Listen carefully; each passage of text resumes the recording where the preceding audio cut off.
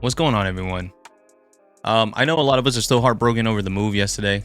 Um, I've taken some time to really think about it. I didn't want to make a video yesterday because I was kind of emotional. I heard the news, man, and I just went straight to my phone. I was looking at all the comments, everyone talking about it. I knew everyone was mad. And then it made me more mad to see what we got in return for him. So I was kind of in that, I don't know. I didn't want to talk about it until like I kind of calmed down and looked at the trade from both sides. And like after I got some time to think about it, I don't think it was the worst move. But give me a second, right? Let me explain myself a little bit because I know a lot of people are still, disappointed. We thought he was going to be the one safe player out of all the players we kept.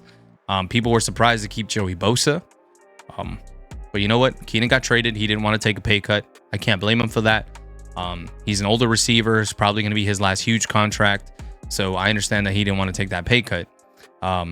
He is now a Bear. We got a 4th round draft pick for him. But let's look at it from both angles, right? We ended up drafting Keenan Allen 11 seasons ago. In 11 seasons, he has been fantastic for us.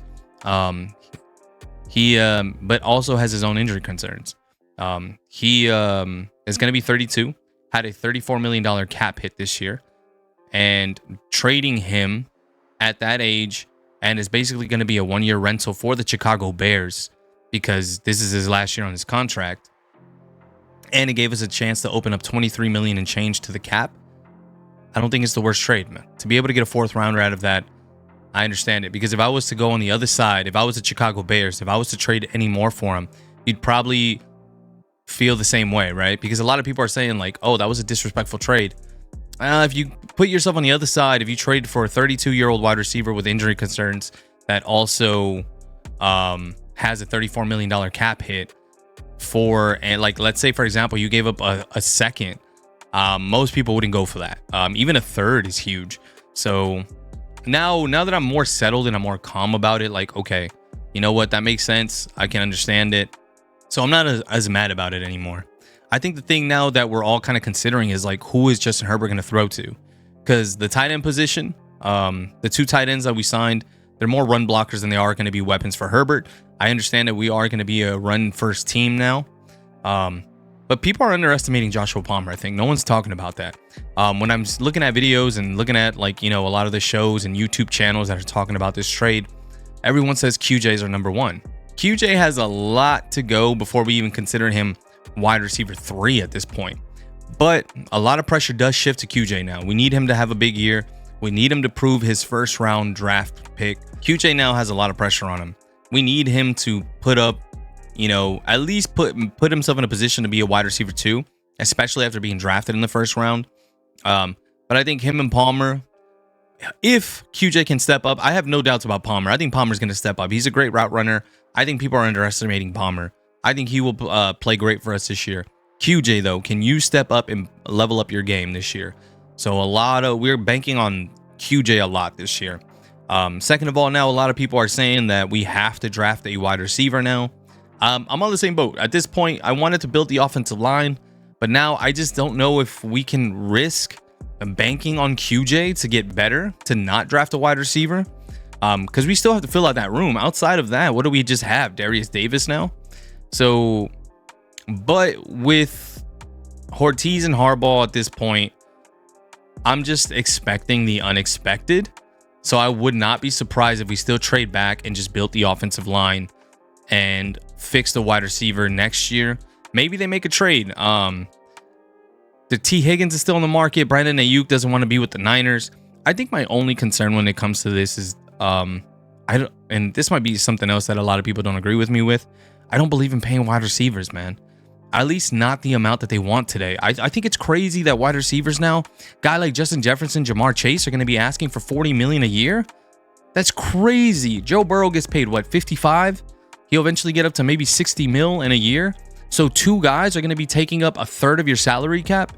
How do you build a roster around that? I also don't like that because, you look at the wide receivers, the top 5 never win Super Bowls. And the ones that have, there's asterisks to them, right? Tyreek Hill wasn't paid yet. You look at the Bucks, Tom Brady took a pay cut. And then if they do go to the Super Bowl, they almost always lose. So I don't know. For me, I'm just not a big believer in paying wide receivers. I still think the best way to build a winning roster is going to be through the offensive line and defensive line. So that's why I'm not going to be shocked if we still build through the offensive and defensive line in the draft. I think the wide receiver position is important, but again, it's one of the most dependent positions on the field. It's one of the most exciting for sure, but it is one of the most dependent positions on the field. So for me, I don't know. At this point, I don't know what this regime is going to do or what direction they're going to go at this point. But we can see that they are cleaning house. They are looking to build this roster in their vision, which, you know what, I can appreciate. You know what, it looks like they have a clear vision on what they want to do, and I'm trusting the process. I trust Harbaugh to be able to create a winning culture, a winning team, and we all just got to believe that this decision was for the best. They're also cleaning up the Telesco mess, right? They're recalibrating this salary cap situation for the Chargers, which I think is extremely important.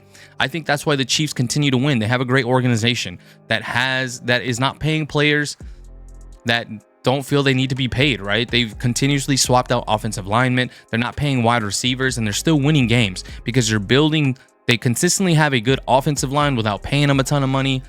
They had to pay Chris Jones, but that makes sense. He's a hugely important player, and he's on the defensive line. Again, that's how you win football, man, is being able to control, the line of scrimmage. So that's where we're at, man. I know it's going to be kind of tough. I know a lot of people aren't going to agree with me.